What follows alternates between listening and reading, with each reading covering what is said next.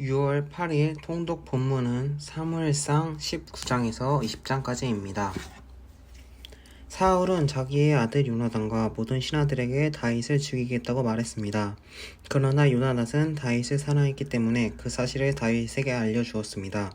내 아버지 사울왕이 자네를 죽일 기회를 엿보고 계시니 내일 아침 조심해서 은밀한 곳에 숨어 있게. 내가 아버지와 함께 자네가 있는 그 들판으로 나가 자네에 대해 얘기하다가 무엇인가 알아내면 이야기해 주겠네. 요나단은 아버지 사울 앞에서 다시 다윗에 대해 좋게 말했습니다. 왕께서는 종 다윗에게 실수하시는 일이 없기를 바랍니다. 그는 왕께 잘못한 일이 없고 오히려 그가 한 일은 왕께 큰 덕이 됐습니다. 그는 목숨을 걸고 블레셋 장수를 죽였습니다. 그래서 여호와께 온 이스라엘에 큰 승리를 주신 것입니다. 왕께서도 그것을 보셨고 또 기뻐하셨습니다. 그런데 왜 아무 이유도 없이 다윗처럼 죄 없는 사람을 죽여 죄를 지으려 하십니까? 사울이 요나단 말을 듣고 이렇게 맹세했습니다. 여호와께 살아계심을 맹세하마 내가 다윗을 절대로 죽이지 않겠다. 그러자 요나단은 다윗을 불러 그 모든 일에 대해 말해주고 다윗을 사울에게 데려갔습니다. 다윗은 전처럼 사울을 섬기게 됐습니다. 또다시 전쟁이 일어났습니다. 이에 다윗이 전장에 나가 블레셋 사람들과 싸워 그들을 크게 무찌르자 그들은 그 앞에서 도망치기 바빴습니다. 사울이 자기 집 앞에 창을 들고 앉아있을 때 여호와께서 보내신 악한 영이 사울에게 내렸으므로 다윗이 그 앞에서 하프를 연주했습니다. 그때 사울은 창을 던져 다윗을 벽에 꽂으려 했습니다. 그러자 다윗은 사울이 벽 쪽으로 창을 던지는 순간 재빨리 몸을 피했습니다. 그날 밤 다윗은 그곳을 빠져나와 도망쳤습니다.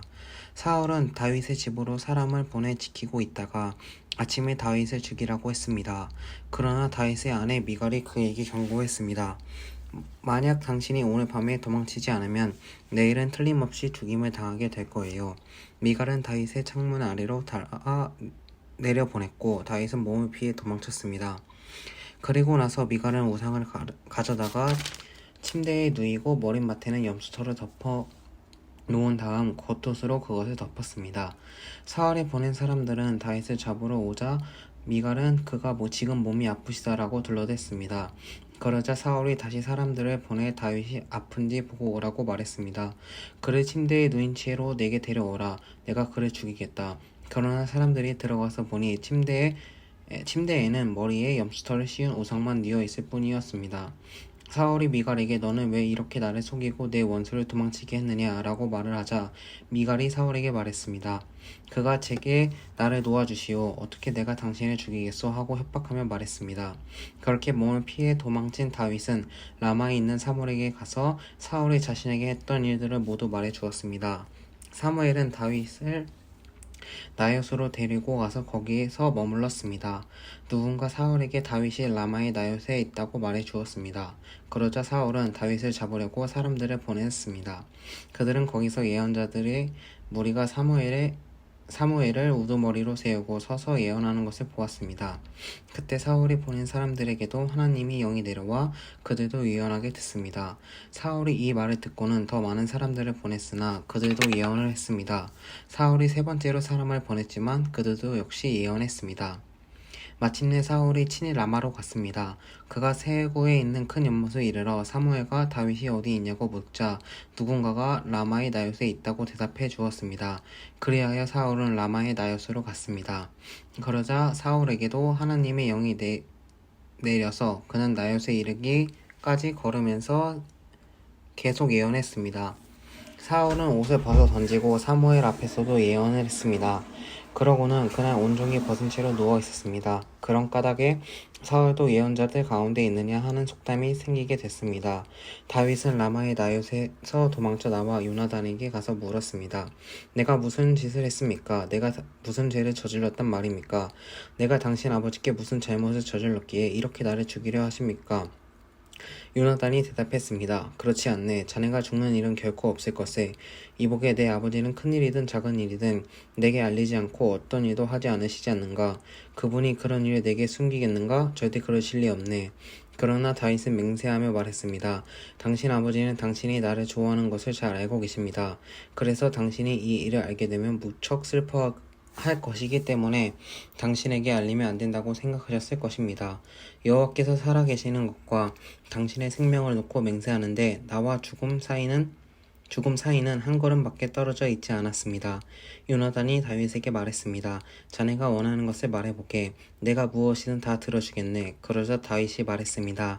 내일은 초하루입니다. 내가 왕과 함께 저녁 식사를 하게 돼 있는 날입니다. 하지만 거기 가지 않고 내일 모레 저녁까지 들에 나가 숨어 있겠습니다. 만약 당신 아버지가 나를 찾거든 다윗이 집안에 매년제가 있어 급히 자기 고향 베들레헴에 가야겠다고 부탁해 제가 허락했습니다. 라고 말해 보십시오. 만약 잘했다고 하시면 내게 아무 일도 없을 것입니다. 그러나 버럭 화를 내시면 왕이 나를 해치려고 작정하신 걸로 아십시오. 그러니 당신은 당신의 종에게 친절을 베풀어 주십시오. 당신은 여호와 앞에서 나와 의형제를 맺지 않았습니까? 내가 만약 죄가 있다면 당신이 직접 나를 죽이십시오. 나를 굳이 당신 아버지에게로 데려갈 이유가 있겠습니까? 요나단이 말했습니다. 절대 그렇지 않을 걸세. 내 아버지께서 자네를 해칠 생각이 조금이라도 빚지신다면 왜 내가 자네에게 말해주지 않겠는가? 다윗이 물었습니다. 당신 아버지가 당신에게 화를 내신다면 누가 그것을 내게 말해주겠습니까? 요나단이 말했습니다. 이리 와서 들판으로 나가보세. 그들은 함께 들로 갔습니다. 그러자 요나단이 다윗에게 말했습니다. 이스라엘 하나님 여호와께서 맹세하고 말하겠네. 내가 모레 이맘때쯤 내 아버지 마음을 떠보겠네. 아버지가 자네를 좋게 생각하시면 사람을 보내 알려주겠네. 하지만 아버지가 자네를 해치려고 하신다는 것을 알게 되면 자네에게 알려 자네를 무사히 갈 수 있도록 하겠네. 그렇지 않다면 여호와께서 내게 어떤 벌을 내리셔도 다 받겠네. 여호와께서 우리 아버지와 함께 하셨던 것처럼 자네와 함께 하시길 바라네. 그러니 자네는 내가 사는 동안 여호와와 같이 내게 끊임없는 긍휼을 베풀어주고 내가 중임을 당치 않게 하고 여호와께서 이 땅 위에서 자네 다윗의 원수들을 모조리 끊어 버리시는 날에도 내 집안과의 의리를 끊지 말고 지켜주게. 이렇게 요나단은 다윗의 집과 언약을 맺으며 말했습니다. 여호와께서 다윗의 원수를 벌하시길 바라네. 요나단이 다윗을 사랑했기에 다윗으로 하여금 다시 맹세하게 했습니다. 이는 요나단이 다윗을 자기 몸처럼 사랑했기 때문입니다. 그러고 나서 요나단은 다윗에게 말했습니다. 내일은 초하루 보니니 자네 자리가 비어 있으면 왕께서 분명 찾으실 것세. 모레 저녁 즈음에 이런 일이 시작됐을 때 자네가 숨어 있던 에셀 바위 옆에 숨어 있게. 내가 관역을 마치는 척하면서 3개의 화살을 그 곁에 쏘겠네. 그러고 나서 한 소년을 보내 가서 화살들을 찾아오너라 하고 말할 것세. 그때 만약 내가 소년에게 보아라 화살들이 이쪽에 있으니 가져오너라 하고 말하면 여호와께서 살아 계심으로 맹세하는데 자네는 무사할 것이니 안심하고 나오게. 그러나 만약 소년에게 보아라 화살들이 내 앞쪽에 있다라고 하면 자네는 자네의 길을 떠나보내게. 여호와께서 자네를 떠나보내시려는 뜻인 줄 알게나. 그리고 자네와 내가 약속한 이 일에 대해서는 여호와께서 자네와 나 사이에 영원히 증인이 될 것에. 그리하여 다윗은 들판에 숨게 됐습니다. 초하루가 되자 왕은 식탁에 앉아 음식을 먹었습니다. 왕은 늘 앉은 벽쪽 자리에 앉았고 반대쪽에는 요나단이 그리고 사울 옆에는 아브넬이 앉았습니다. 하지만 다윗의 자리는 비어 있었습니다. 그런데 사울은 아무 말도 하지 않았습니다. 속으로 다윗에게 무슨 일이 있나 보군. 의식을 치르기에 정결하지 못한 게 분명해라고 생각했던 것입니다.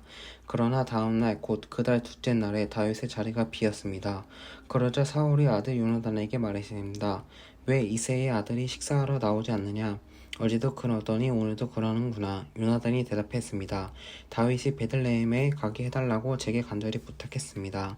자기 가족이 베들레헴 성에서 제사를 드려야 하는데 자기 형이 그것으로 오라고 했다면서 자기를 좋게 생각한다면 형제들을 볼 수 있도록 보내달라고 간청하기에 보내주었습니다. 그래서 그가 왕의 식탁에 나오지 못한 것입니다. 사울은 요나단에게 불같이 화를 내며 말했습니다. 너 반역자이며 사악한 여자의 자식아, 내가 그 세 아들 쪽을 택한 걸 내가 모르는 줄 아느냐? 내게도 망신이지만 널 낳아준 어미에게도 망신이다. 이 세 아들이 이 땅에 살아있는 한 너와 내 나라는 세워지지 않을 것이다. 사람들을 보내 다윗을 끌어오너라. 그놈은 죽여야 한다. 요나단이 아버지에게 물었습니다. 왜 다윗이 죽어야 합니까? 그가 무슨 짓을 했다고 그러십니까? 그러자 사울은 창을 던져 요나단을 죽이려 했습니다. 이제 요나단은 자기 아버지가 다윗을 죽이려고 작정했다는 것을 알게 됐습니다. 요나단은 분노로 부르르 떨며 식탁에서 일어났습니다. 그날 곧 그달의 둘째 날에 요나단은 아무것도 먹지 않았습니다. 아버지가 다윗을 모욕함으로 다윗을 위해 슬퍼했기 때문입니다. 아침이 되자 요나단은 한 소년을 데리고 다윗을 만나기 위해 들판으로 나갔습니다. 요나단이 그 소년에게 말했습니다. 달려가 내가 쏘는 화살들을 찾아오너라. 소년이 달려가자 요나단은 소년의 머리 위로 화살을 쏘았습니다. 소년이 화살이 떨어지는 곳에 다다을 쯤 요나단은 소년의 뒤에서 소리를 질렀습니다. 화살이 내 앞에 있지 않느냐? 요나단은 소년의 뒤에서 계속 소리를 질렀습니다. 수성대지 말고 빨리 달려가거라. 소년은 화살을 주어 요나단에게 돌아왔습니다. 소년은 이 모든 것을 전혀 알지 못했습니다. 요나단과 다윗만 알 뿐이었습니다. 그러고 나서 요나단은 소년에게 자기 무기들을 주며 말했습니다. 가거라. 이것을 성에 다시 갖다 놓아라. 소년이 가고 난 뒤 다윗은 바위의 남쪽에 일어나 땅에 엎드려 3번 절했습니다. 그리고 그들은 서로 입을 맞추고 함께 울었습니다. 다윗이 더 많이 울었습니다. 요나단이 다윗에게 말했습니다. 평안히 가게. 우리가 여호와의 이름으로 서로의 의형제를 맺지 않았는가? 여호와께서 자네와 나 사이에 또 자네 자손들과 내 자손들 사이에 영원히 증인이시네. 그러고 나서 다윗은 길을 떠났고 요나단은 성으로 돌아갔습니다. 아멘.